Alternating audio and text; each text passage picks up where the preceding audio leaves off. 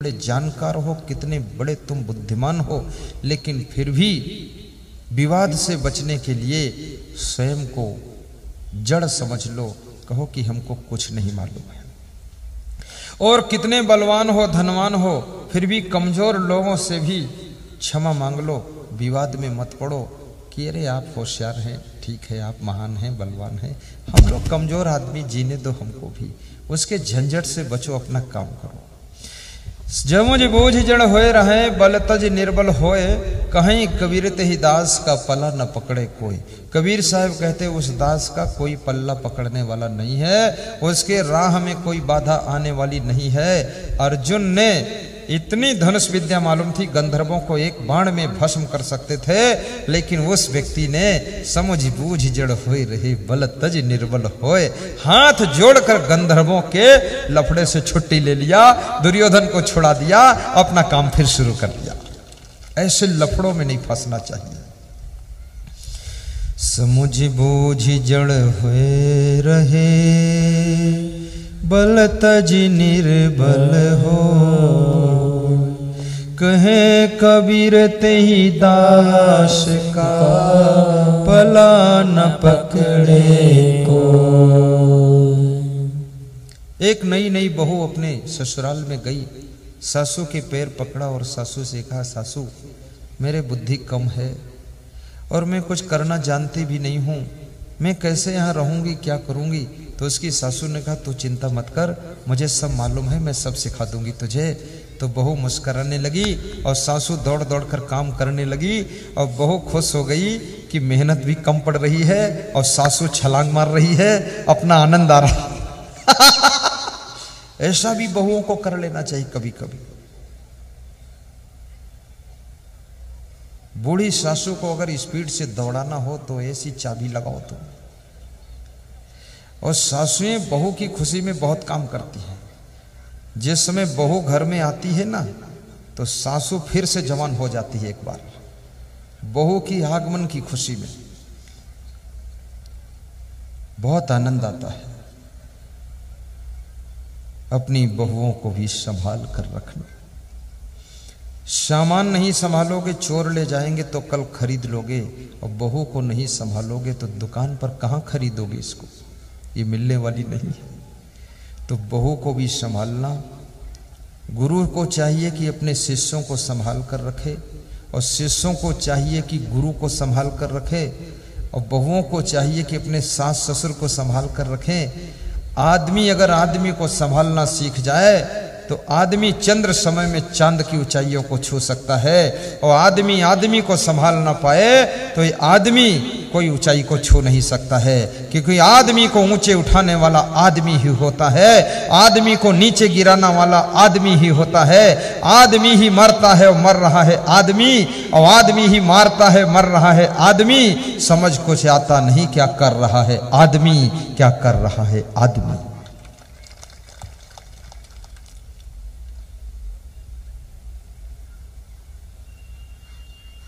तो कबीर का एक शब्द पकड़ो आप, करहो विचार जो सब दुख जाइए। कभी स्नान करने चलो तो विचार करो कि मौसम कैसा है। अधिक ठंडी है तो कम स्नान कीजिए, बहुत ज़्यादा ठंडी है तो कपड़ा भिगोकर निचोड़कर गीले कपड़े से बदन को पोंछकर नए कपड़े पहन लीजिए, स्नान मत कीजिए। लेकिन किसी को मत बताइए कि स्नान नहीं किया हूं, चुपके से रहो। गर्म पानी से स्नान मत कीजिए, गर्म पानी से स्नान करने में विचार कीजिए, क्योंकि शरीर ठंडा है। तुमने गर्म पानी से स्नान किया, खून गर्म हो गया, ठंडा खून था वो गर्म खून हो गया, फिर बाहर की ठंडी हवा लगी, फिर ठंडा हो गया, तो ठंडे से गर्म, गर्म से ठंडा, ये तीन रिएक्शन एक्शन हो गए खून के। तो आपके शरीर में गठिया हो सकती है, वातरोग हो सकता है, कमर दर्द और घुटना दर्द हो सकता है। इसलिए कृपया गर्म पानी से न नहाया करो, ताजे पानी से नहाया करो, और ठंडी से डर लगे तो कम नहाया करो, और ज़्यादा डर लगे तो दोपहर में नहाया करो, और दोपहर में भी डर लगे तो नया कपड़ा पहनकर बैठ जाया करो, किसी को बताया ना करो।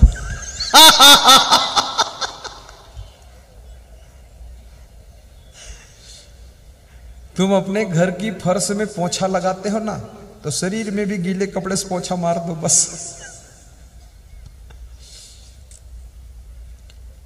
ठंडी ऋतु में शाम को मूली और जामफल न खाया करो, शाम को फल न खाया करो, सुबह फल खाया करो।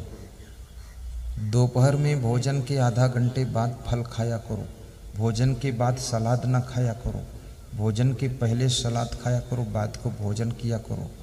भोजन के बीच में प्यास लगे पानी थोड़ा पी लिया करो, भोजन के बाद तुरंत पानी न पिया करो, उससे कैंसर होता है। ये इसी साल मैंने वैज्ञानिकों का रिसर्च पढ़ा हूँ कि भोजन के बाद तुरंत पानी पीने से जो कैंसर के कीटाणु होते हैं वे एकदम डेवलप होते हैं और एक जगह इकट्ठे होकर गठान बनाते हैं और गठान बना करके वहाँ सड़न पैदा करते हैं और सड़न पैदा करते उसी का नाम कैंसर होता है। इसलिए भोजन के तुरंत बाद पानी मत पीना, आधा घंटे बाद पीना। भोजन के बीच में थोड़ा पी सकते हो, पहले भी थोड़ा पी सकते हो। भोजन के पहले लघुशंका जाना, भोजन के बाद लघुशंका जाना, इससे गैस की बीमारी कभी नहीं होगी और पेट खराब ज़्यादा कभी नहीं होगा। और खाली पेट सवेरे पपीता खा लेना तो पेट की बीमारियां खत्म हो जाएंगी। और खाली पेट में चाय न पीना, अन्यथा आपके पेट में बहुत बीमारी पैदा होगी। और चाय यदि जिंदगी भर के लिए छोड़ दो तो और अच्छा है, लेकिन पियो तो एक सुबह और एक शाम पी लो। तुम गृहस्थ हो, थोड़ा 2 चाय पी सकते हो, लेकिन साधु संत को तो चाय के चक्कर में नहीं पड़ना चाहिए। साधु संत को बहुत सावधानी से खाना पीना चाहिए। और निवेदन करूँगा कि जिनको शुगर है उन्हें सुबह बासी रोटी खा लेना चाहिए। शाम की बनी हुई रखी हुई सुबह बासी रोटी खाइए, उससे शुगर आपकी ख़त्म होगी। और जिनको शुगर है उनको शुगर फिट की दवाई यहाँ च्यवन आयुर्वेद की चमत्कारिक औषधि ले लेना चाहिए। शुगर फिट 400 पॉइंट पर शुगर थी जिनकी, 1 महीने दवा खाने से 140 पर शुगर आ गई है। कंट्रोल नहीं, शुगर घट गई, खत्म हो गई। और जोर से हंसा करो तो शुगर होगी नहीं, ठहाका मारा करो तो लकवा अटैक होगा नहीं। एक लौंग मुंह में रख लिया करो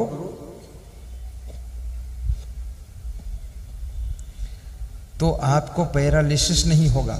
एक लौंग मुंह में रखकर उसका रस चूसते रहो 4 घंटे तक, पैरालिसिस नहीं होगा। और जिनको पैरालिसिस हो गया उनके मुंह में लौंग रख दिया करो, उसका रस चूसते रहें। और बहुत ठंडा पानी भी मत पिया करो, सुबह शाम 1-1 गिलास गर्म पानी पी लिया करो, बाकी नॉर्मल पानी पिया करो। पर पानी ज़्यादा पिया करो, भोजन कम किया करो।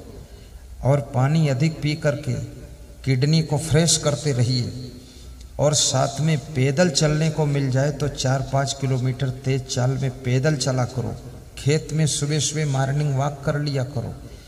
और यदि साइकिल चलाने को मिल जाए तो खुश हो जाया करो।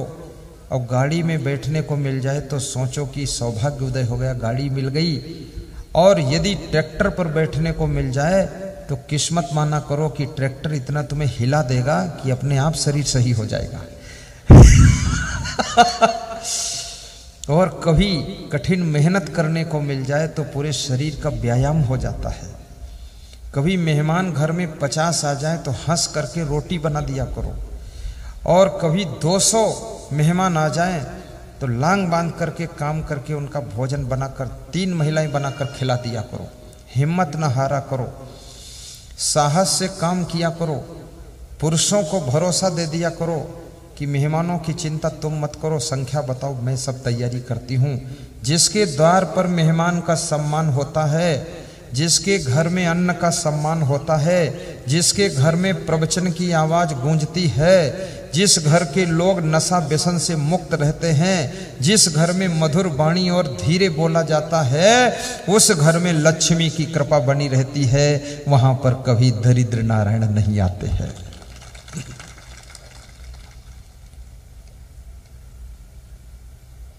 धन्य हो राधे श्याम सोनी जी, तुम्हारी महिमा है। इनके मन में बड़ी इच्छा थी। इनका जब प्रोग्राम लगा तो मैंने लिस्ट में देखा तो प्रबंधक को फ़ोन किया कि इनको टाइम क्यों दिया, गरीब आदमी है, नहीं करा पाएंगे। 1 घंटे का समय देते 2 दिन लगा दिया। तो संत जी ने कहा वो गरीब हैं लेकिन अमीरों से ज़्यादा उनके दिल में आस्था बहुत है। पूरा परिवार गुरुदेव आपका नाम जपता है, प्रोग्राम देना पड़ेगा, नहीं दोगे उनको दुख हो जाएगा। तो मैंने फिर उनको फ़ोन खुद लगाया। हमने कहा राधे श्याम क्या प्रोग्राम लिया है तुमने? बोले हाँ गुरुदेव। तो हमने कहा गांव के लोग सहयोग कर रहे हैं कि नहीं? बोले सब शारीरिक सहयोग करेंगे, बाकी तो सब अपन काफ़ी है। तो हमने कहा बड़ा कमाल है राधे श्याम, तुम ना करते प्रोग्राम? बोले क्यों गुरुदेव, आपके आशीर्वाद से हम माला माल हैं, कुछ कमी नहीं है, बहुत है। प्रोग्राम तो जरूर करूंगा गुरुदेव, ये हार्दिक इच्छा मेरी है। आज राधे श्याम सोनी ने सबको शिक्षा प्रदान कर दिया कि इतना स्थिति का व्यक्ति भी जब गुरुदेव का प्रोग्राम कर सकता है तो आप जैसे महान भाव गुरुदेव का तो बार बार प्रोग्राम कर सकते हो। सबके गांव में एक एक बार प्रोग्राम होना चाहिए। ये गांव आज पाट गांव तीर्थ का रूप ले चुका है। रामचरितमानस में लिखा हुआ है कि मुदु मंगलमय संत समाजू, जो जग जंगम तीर्थ राजू। संतों का समाज मुद मंगलकारी है और प्रयागराज तीर्थ है। साधु नाम दर्शनम पुण्यम तीर्थ भूता ही साधवा, कालेन फलते तीर्था सद्या साधु समागम। साधु के दर्शन से पुण्य होता है, तीर्थ में स्नान करने से फल देर में मिलता है, संत की सत्संग की गंगा में स्नान करने से उसका फल तुरंत मिलता है। सद्य साधु समागमा। तो आज आप सत्संग के प्रयागराज में डुबकी लगा रहे हो, क्षिप्रा माँ में स्नान करने जाओगे उसका फल देर सवेर मिल सकता है, लेकिन ये सत्संग की क्षिप्रा जो है इसमें डुबकी लगाओगे तुरंत फल मिलता है। मन समझदार हो जाता है, बुराइयां दूर हो जाती हैं, विचार पैदा हो जाता है, विवेक जग जाता है। आदमी के दुख के कांटे सब सुख के फूल बन जाते हैं और जिंदगी धन्य हो जाती है। इसलिए संत समागम को प्रयागराज कहा गया है। तुलसीदास ने मानस में लिखा है कि इससे बड़ा और कोई तीर्थ नहीं है। इसलिए भाइयों बहनों तुम भाग्यशाली हो, आज 2 दिन के लिए पाट की पावन धरा पर सत्संग का तीर्थ आ गया है। इसमें डुबकी लगा करके मन वाणी कर्म का मैल धो लेना और अपनी जिंदगी को कृतार्थ कर लेना। ताली जोर से बजा दिया करो, तुम इतने ढीले ढाले क्यों? कुछ लोग तो दाढ़ी में हाथ लगाए बैठे हैं, उनका सिर इतना वजन है वो अपने आप रुकते ही नहीं, टिकानी लगाए। कुछ लोग तो टेढ़े बैठे हैं गिरे हुए, सीधे बैठो। महिलाओं का सिस्टम सही है, बिल्कुल स्ट्रिक्ट बैठती है। पुरुष लगता है कुछ कमजोर ज्यादा है, थोड़ा इनको कुछ घी भी खिला दिया करो।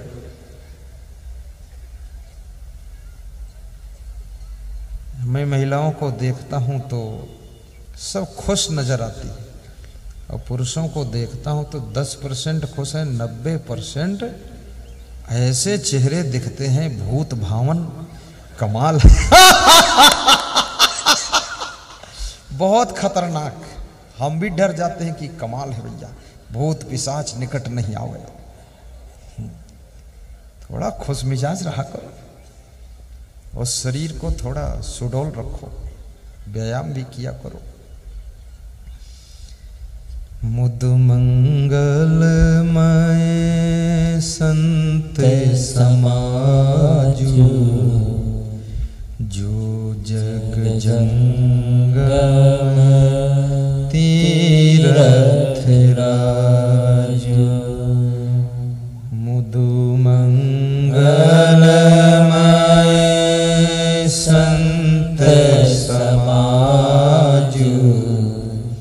जो जग जंगम तीर्थ राजू। सुनि समझहि जन मुदित मन, मज्जहि अति अनुराग, लहई चार फल अछत तनु, साधु समाज प्रिया। प्रथम भगति संतन कर संगा, दूजे रति मम कथा प्रसंगा। संत जिसके चरणों में भगवान ने भी सिर नवाया, महात्मा जिसके पीछे पीछे कृष्ण भगवान भी घूमते थे, निरपेक्षम मुनिम शांतम निर्वैरम समदर्शनम, अनव्रज्यामेहम नित्यम पोयते गिरुड़भी। कृष्ण कहते हैं अपेक्षा रहित शांति मननशील समदर्शी संतों के पीछे मैं इसलिए घूमता हूं कि उनके चरणों की धूल मेरे ऊपर पड़ जाएगी तो मैं भी पवित्र हो जाऊंगा। कृष्ण भी संतों के चरणों की धूल चाहते। लेकिन संत यानी संत, संत का अर्थ ये नहीं कि संत के नाम पर असंत। इस भारत देश में संत के नाम पर ढोंगी बहुत आ गए, आडंबरी, वैराग्य तो है ही नहीं। और सबसे बड़ी गलती तो जनता की है। चप्पल खरीदते हो तो परख कर, घड़ी खरीदोगे परख कर, मोबाइल खरीदोगे जांच परख कर, साड़ी लोगे 20 बार देख कर। अब ये साधु क्यों नहीं 20 बार परखते हो? इसको क्यों ऐसे तुम पकड़ लेते हो? समझो, परखो इसको। साधु का मतलब है जिसके पास में स्त्री नहीं है, लड़कियां नहीं है, जो लड़कियों के पास रहता नहीं है, लड़कियों को छूता नहीं है, और जो विषय विकार करता नहीं है, जिसके पास कोई नशा नहीं है, कोई लफड़ा नहीं है, जिसको अपने जन्म वाले घर में भी मोह नहीं है, जो अपने परिवार की चक्कर में भी नहीं फंसा हुआ है, माता पिता का भी चक्कर छूट गया है, जो भाइयों के भी चक्कर में नहीं है, सब मोह तोड़ दिया है, जो दुनिया में कहीं मोहित नहीं होता है, जो ब्रह्मचर्य का सही पालन करता है और माताओं बहनों से मर्यादा से रहता है, उसका नाम साधु होता है। कितने साधुओं को देखा गया, 10-10, 20-20 लड़कियां रखे और फिर भी लोग कहते हैं जय हो महाराज की। मुझे तो हंसी आती है कि मूर्ख कितने भरे हुए, ये देखते क्यों नहीं? क्या जरूरत उसको गुरु बनाने की? वो गुरु थोड़े हो तो गोरू है, बैल है पूरा। वो काहे का गुरु है? वो तुम्हें पार घाट क्या लगाएगा, तुम्हें और डुबा देगा बीच में। गुरु तो उसको कहते हैं जो इलायची तक का नशा नहीं होना चाहिए उसमें। गुरु वह है जो किसी नारी को गलत दृष्टि से देखे भी ना। और कितने साधुओं ने तो अपने आश्रम में ही न जाने कितने सदुनी बना के रखा है। सदुनी में सदुनी, विधनम विधनी, बेवकूफ आदमी, फालतू काम। ये सब क्या करते हो लफड़ा? जरूरत नहीं है। माताओं बहनों के अंदर तो इतनी बुद्धि, इतना विवेक है, जो प्रदेश को चलाती, मुख्यमंत्री बनकर देश को चलाती, घर घर को चलाती हैं, उनको तू क्या चलाएगा? साधु बना घूमता फालतू चोंगा पहने। वो खुद ही अगर चलाना होगा, प्रजापिता ब्रह्मा कुमारी पंथ में केवल महिलाएं संचालित करती हैं और लगभग उसमें 2-3 हजार महिलाएं साधु हैं, सब महिलाएं चलाती हैं। और कोई पुरुष का आश्रम इतना अच्छा नहीं जितना महिलाओं का अच्छा है। वो खाम खा एक लटकन लटकाए फालतू बवाल बनाते। तो साधु को पहचानना। आप, मैं थोड़ा खरा खरा बोल देता हूं, नाम तो किसी का नहीं लेता हूं, लेकिन बोलूंगा नहीं तो समझोगे नहीं। तुम गाय के बदले गधी तिर दूध लेने जाओगे, 2 लात खाओगे तो, और फिर गाय की निंदा करोगे। हर 4 पैर का जानवर गाय नहीं होता है, गधी भी होती है। हाँ, हर पूंछ वाला जानवर भैंस नहीं होता है, वो हथनी भी होती। रौंद जाओगे तुम उसके पास जाओगे, दूध थोड़े मिलेगा। तो हर सफेद लाल पीले कपड़े पहनने वाला व्यक्ति साधु नहीं होता है। ये तुम तिलक को साधु क्यों मानते हो? जटा लटा कटा कनफटा को साधु क्यों मानते हो? खोपड़ी घुटा बड़ा जटा बांधे पगड़ी चुनौटी रगड़ी तमाकू खा रहा है, ये साधु वाधु, ये काम साधु का नहीं है। साधु तो वाह क्या बात है। आनंद चारों दिशा जगीरी में, मन लगो मेरे यार फकीरी में। ऐसा होता साधु।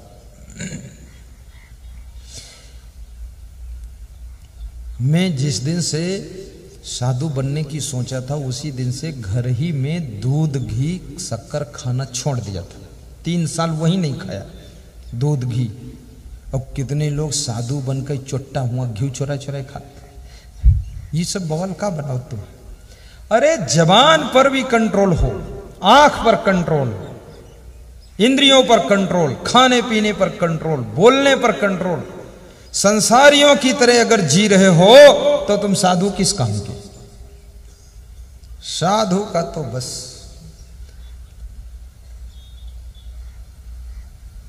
साधु बड़े संतोषी। और अगर सच्चे संत का दर्शन कलयुग में हो जाए तो समझो भगवान के दर्शन से कम नहीं है, क्योंकि भगवान कभी किसी को दर्शन देता नहीं है। भगवान किसी दूसरे रूप में ही आकर दर्शन देता है, और वो दर्शन साधु का आशीर्वाद आपको फलित हो गया तो आपका संघर्ष खत्म हो जाएगा, जीवन में सफलता।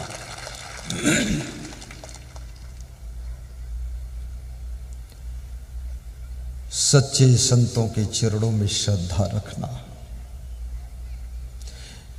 ये ढोंगी गुरु घंटाल की कहानियां सुन सुनकर कहीं सच्चे संतों को भी मत छोड़ देना। उसे मेरा घाटा कुछ नहीं होगा, ना ना कुछ घाटा नहीं। मेरे पास तो इतनी बुद्धि है, अगर तुम प्रवचन न सुनो और हम ये काम छोड़ दें तो हम तो फिर बिजनेस चालू कर देंगे। कोई 10 लाख रुपए डेली कमाऊंगा मैं, इतना माइंड है। फिर 20,000 लोग हमारे पास काम करेंगे, चकाचक दमादम मस्त कलंदर, उधर भी पहला नंबर। ये तो हम तुम्हारे चक्कर में पड़े हैं इसलिए कुछ कर ही नहीं पाते। रोज प्रवचन, रोज प्रवचन, और तुम जो दान दक्षिणा दे देते हो उसी में हम अपना सेटिंग बनाते रहते हैं। अच्छा, फिर हमको ज्यादा खर्चा भी नहीं, हमारे पास कुछ भी नहीं है। एक नहाने का साबुन हमारे पास में 1 साल चलता है, दूसरे साबुन की जरूरत नहीं, हम ज्यादा साबुन घिसते ही नहीं। और एक जोड़ी चप्पल वो साल भर चलता है, थोड़ी देर पहनना है। और हमारे शरीर पर कपड़ा जो है ना वो फटता नहीं है, लेकिन वो गंदा तो खैर हो ही जाता, धूल धड़ाका फूल माला फेंका सब लोग। बाकी हमारे पास कुछ है ही नहीं। घड़ी भी बांधता नहीं हूँ, सोना चांदी पहनता नहीं हूँ, कोई फैशन फूशन करता नहीं हूँ, और ना कोई हम रबड़ी गबड़ी खाते हैं इधर उधर, कुछ भी नहीं। ना सिटी शहर घूमता हूँ, कुछ भी नहीं लफड़ा है, बहुत कम खर्च। लेकिन मुझे पैसा जो तुम दान देते हो ना वो तुम्हारी सेवा में पुनः खर्च कर देता हूँ। तुम्हारा दान टीवी चैनल में भेजता हूँ, और वहाँ से जो प्रवचन आता टीवी में तो तुम घर बैठे सुनते हो। तुम हमको धन्यवाद देते हो, गुरुजी अच्छा सुनाते हो। हम तुमको धन्यवाद देते हैं कि तुम दान अच्छा देते हो, उसी पैसे से प्रवचन आ रहा है। तुम्हारा दान तुम्हारी सेवा में लौटाता। अभी जैसे आश्रम उज्जैन में बनेगा तो ये मेरे लिए थोड़े बनना है, ये तो नाम है खाली, असंग साहब का आश्रम बन रहा है। इसमें तो तुम लोग 1 लाख नर नारी वहां बैठकर कथा सुनोगे, 1 लाख नर नारी वहां भोजन भंडारा ग्रहण करोगे, 50,000 नर नारी वहां रात्रि विश्राम करोगे, और साथ साथ में वहां मैं प्रवचन सुनाऊंगा, आपको ध्यान सिखाऊंगा। जिनके बच्चे बिगड़ गए हैं उनका अलग से क्लास लूंगा, बच्चे पढ़ने नहीं जाते उनको सिखाऊंगा पढ़ने जाओ। जो बच्चे घर में कहना नहीं मानते, आतंकवादी हो गए, उनको कंट्रोल करना सिखा दूंगा। जिनके घर के बूढ़े बहुत घर में गाली बकते हैं उन बूढ़ों का भी क्लास लूंगा, बूढ़ों को सुधारूंगा। कितने घर के बूढ़े लोग बड़े खतरनाक हैं, सबको जीना मुश्किल किए हैं, उनका भी क्लास होगा। और कितने घर की महिलाएं जंतर मंतर करती रहती हैं तो उनको भी सुधारने के लिए क्लास चलेगा। पूरा यही काम करना है। और मेरी इच्छा यह है हर घर में सुख हो, हर घर में शांति हो, हर घर में उन्नति हो, हर घर सुंदर हो, हर घर के सामने द्वार पर 4 व्हीलर गाड़ी हो, और हर घर की महिला मुस्कुराती हो, हर घर के बच्चे योग्य बने, और घर घर में दिवाली और खुशहाली हो, और घर घर में आनंद हो। बस यही इच्छा है। क्योंकि अपने पास में खुद का घर तो है ही नहीं। और तुम्हारा घर ठीक बन जाएगा तो कभी प्रोग्राम करोगे 2 दिन उसी घर में हम भी सो जाएंगे। और जब तुम्हारा घर भी चौपट होगा तो हमारा भी चौपट हो गया मामला। इसलिए तुम उन्नति करो, तुम सुखी रहो। कभी बूढ़ी मां तुम्हारे कारण रोने ना पाए, तुमको देखे तो मुस्कुराए और हंसे, ऐसा व्यवहार करना। तुम्हारा पति कभी तुम्हारे कारण चिंता में न डूबे। तुम्हें कितना ही सहना पड़े, अपने पति से कह देना कि सब ठीक है, आनंद मंगल है, कोई कमी नहीं है, तुम निश्चिंत रहो, बहुत अच्छा है। पति का साहस बढ़ा देना, क्योंकि आपका पति बाहर के कार्यकर्ता बड़े संघर्ष सहता है। उन संघर्षों की घावों से उसको ठीक करने के लिए उसका मनोबल बढ़ा देना। आपका पति माना कि पुलिस में सर्विस करता है, चौराहे पर ड्यूटी लग गई, वहां धूप में खड़ा है, धूल में खड़ा है, गाड़ियां निकल रही हैं, उनको रोकता है, इधर रास्ता बताता उधर बताता है। कोई दारू पीकर गाड़ी उसी को ऊपर चढ़ा देता है, टांग भी टूट सकती है।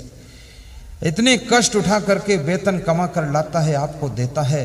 तो मैं ऐसी नारी से कहूँगा, अपने जो पति है तुम्हारा पुलिस में सर्विस करता, उसको धन्यवाद देना कि पति देव चिंता मत करना, जो भी है बहुत है, मैं खुश हूँ और समय निकाल कर आ जाया करो। बाकी जितना कमाते हो इतना पर्याप्त है, कोई कमी नहीं है और मैं संतुष्ट हूँ। जब पत्नी बोलती है मैं संतुष्ट हूँ तो पति की खुशियां बढ़ जाती हैं। जब शिष्य बोलते हैं मैं खुश हूँ तो गुरु को आनंद आ जाता है। जब बेटे कहते हैं कि पिताजी आपको धन्यवाद है, आपने बहुत अच्छा किया, तो बाप की थकान मिट जाती है। और जब बाप कहता है कि मेरे बेटे बहू देवी देवता के समान हैं, तो बेटे और बहू के चेहरे पर मुस्कान आ जाती है। एक दूसरे की प्रशंसा करना, अच्छे बन करके रहना और अपने घर को स्वर्ग जैसा बनाना।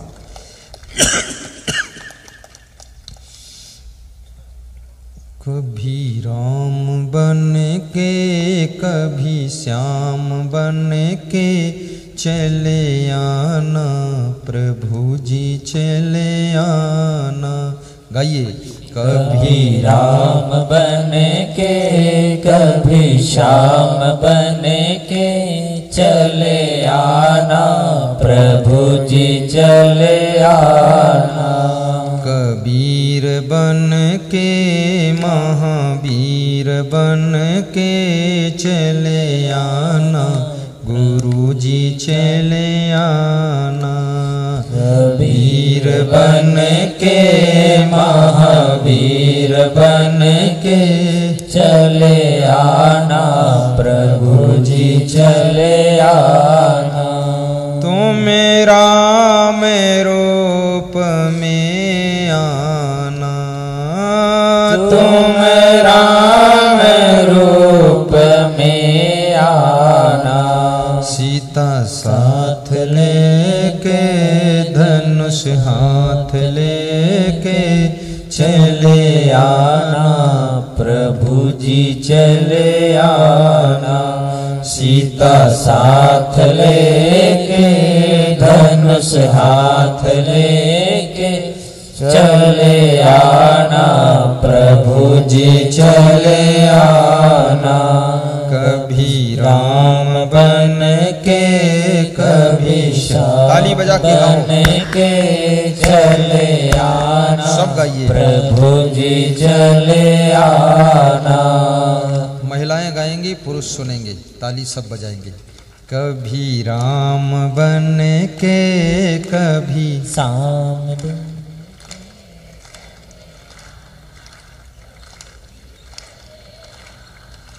वाह। अब पुरुष गाएंगे, महिलाएं सुनेंगी। कभी राम बन के कभी श्याम बन।